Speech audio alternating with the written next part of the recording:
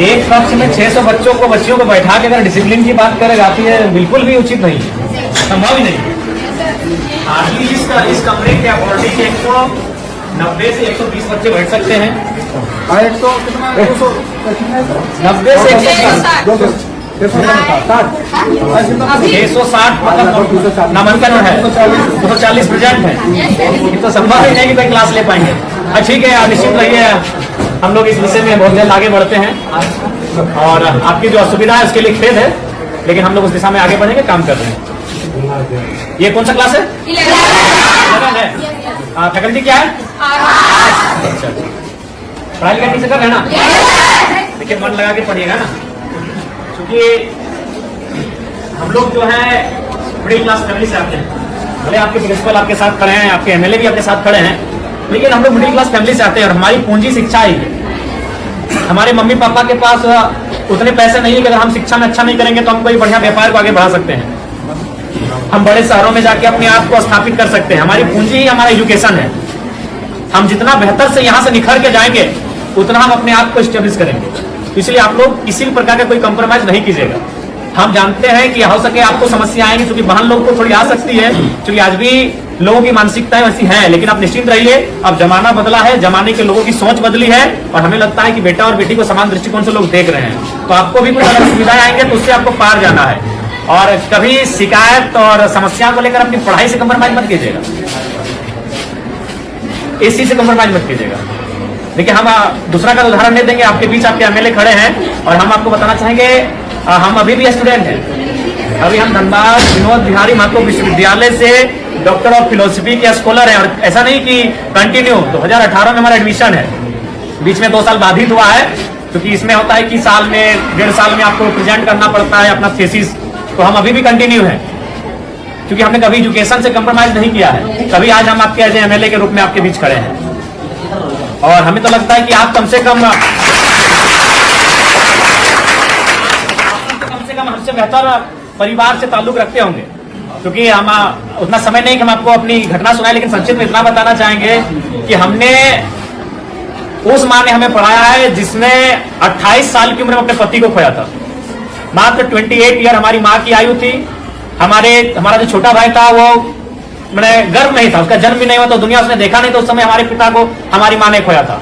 उसी साल हमारे दादाजी का भी देहांत हुआ था और ठीक उससे 2 साल पहले हमारी एक बहन और एक भाई, और उससे ठीक 1 साल पहले 1.5 साल पहले हमारे एक बहन का भी डेथ हुआ था। तो उस परिस्थिति में एक स्त्री ने हमारा परवरिश किया और आज आपके एमएलए के रूप में हम हैं।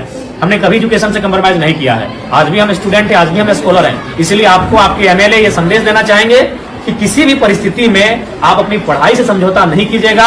यही आपकी पूंजी है, क्योंकि आपके माता पिता अगर सक्षम है तो अच्छी बात है, हम भी शुभकामना देते हैं कि आप बहुत सक्षम हो। लेकिन ये अधिकांश ये सत्य है कि हम लोग मिडिल क्लास फैमिली से आते हैं और हमारी पूंजी पैसा नहीं है, हमारी पूंजी एजुकेशन है। आप जितना यहाँ से निखर के जाएंगे उतना बेहतर आपका भविष्य होगा।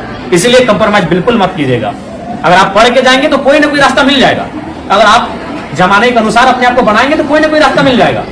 अगर दुनिया में इतने लोग हैं तो उतना रास्ता भी है, लेकिन आप अपने आप को सुयोग्य रखोगे तब ना। इसलिए आपको हमारी शुभकामनाएं हैं, आप लोग बेहतर करें और जो भी आपकी समस्या है उनको हम जानने के लिए आपके बीच आए हैं। आपके तमाम शिक्षक प्रिंसिपल महोदय सब हमारे साथ हम लोग विजिट कर रहे हैं और जो भी समस्याएं छन कर आएगी उनको लेकर हम लोग काम करेंगे। ठीक है, तो हम ठीक है। सबसे पहले हमारी बात को आप लोग सुनिए। 10 महीना देखिए, 10 में अगर आप है तो अभी ये महीना है दिसंबर का, आपके पास काफी कम समय है। इसलिए आपसे हम यही संदेश मेरा रहेगा कि आपको अभी यहाँ से पूरा अलर्ट रहना है। इसलिए बाबू साहब की देखिए, अभी जनवरी आएगा, कुछ दिन पिकनिक में चला जाएगा, फिर मकर संक्रांति आएगा, फिर सरस्वती पूजा आएगा। तो हमारे पास अगर देखा जाए तो काफी कम समय है और आप अभी उस मुकाम में हैं जहां अपने आप को बढ़ाएंगे। इसलिए यहाँ से आप एक भी दिन के बाद ढील मत कीजिएगा।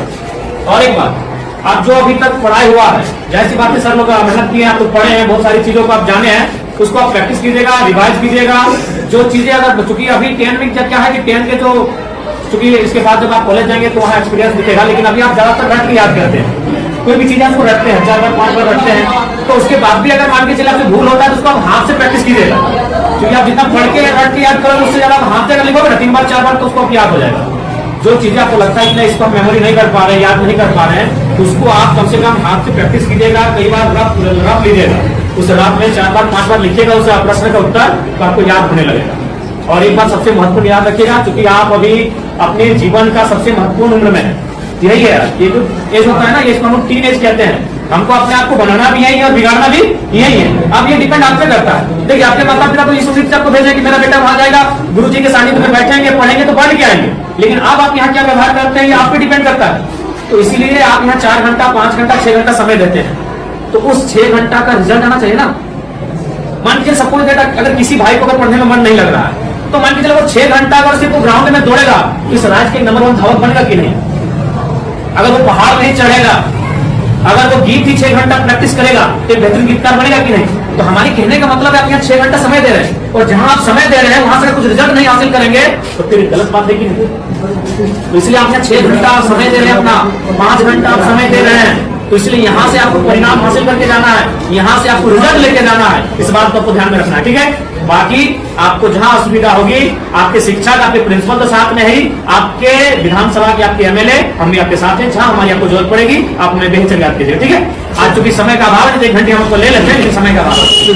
बच्चा का गाने का दिमाग में हो गया है, काफी जैसा हम लोग भेजे हैं सर, एक वाला खराब मतलब मिलता है। हाँ, तो जो साधारण बच्चा हम लोग भेजे दिखा के सामाजिक सुरक्षा, हाँ, पैसा महीना मिलता है, ठीक है। तो आप लोग भेजे ठीक, इसको हमको संज्ञान में रखिए।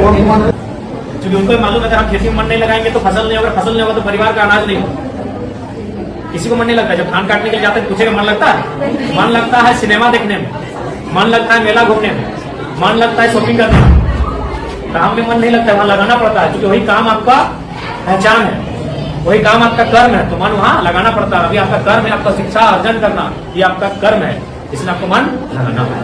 और लगता है तो अच्छी बात है, अगर लगता है तो अच्छी बात है, नहीं लगता है तो लगाना पड़ेगा। और बाकी आपकी समस्याओं से हम लोग अवगत हो रहे हैं, काफी समस्याएं हैं आपके विद्यालय में, और आपकी समस्याओं का निराकरण के लिए हम लोग हमेशा प्रयासरत रहेंगे। और आप लोग बढ़िया से बढ़िया आके पढ़िए, हमारी शुभकामनाएं हैं।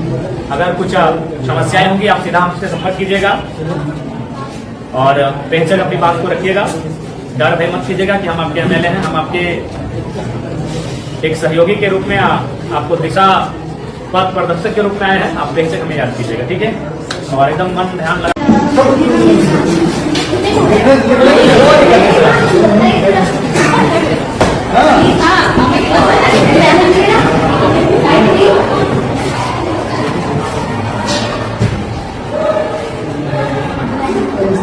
Thank you.